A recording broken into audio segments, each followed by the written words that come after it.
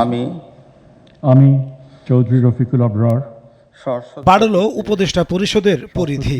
নতুন মুখ হিসেবে শপথ নিলেন ঢাকা বিশ্ববিদ্যালয়ের আন্তর্জাতিক সম্পর্ক বিভাগের সাবেক অধ্যাপক CR আবরার। অন্তর্বর্তীকালীন সরকারের বুধবার সকালে বঙ্গভবনে তাকে শপথ বাক্য পাঠ করান রাষ্ট্রপতি মোহাম্মদ শাহাবুদ্দিন।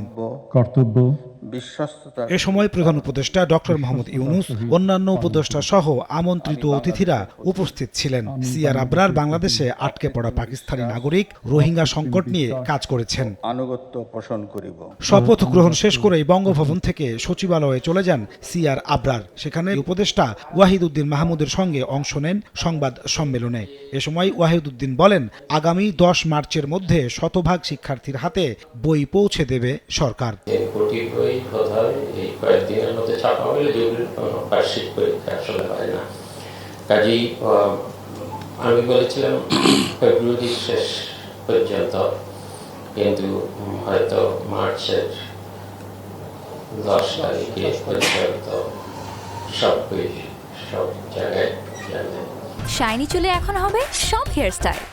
সিল্কোর দ্বিগুণ শাইনি চুল প্রতিদিন।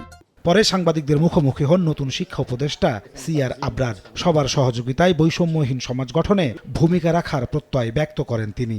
এমন শিক্ষা ব্যবস্থার স্বপ্ন দেখি যেখানে আমাদের ছাত্রছাত্রীরা দেশের ভেতরেই তাদের ভবিষ্যৎ দেখতে পাবে এবং বাংলাদেশ থেকেই বিশ্বকে নেতৃত্ব দেবে। আমি এটুকুই বলবো, এবং আমি মনে করি এটা হয়তো একদিনে হবে না, 1 বছরে হবে না, 5 বছরে হবে না। বিজ্ঞান ও প্রযুক্তি ভিত্তিক শিক্ষাক্ষেত্র গড়তে কাজ করতে চান বলেও জানান CR আবরার। সমস্যা থাকবে। নাজমুস সালেহী, সময় সংবাদ, ঢাকা।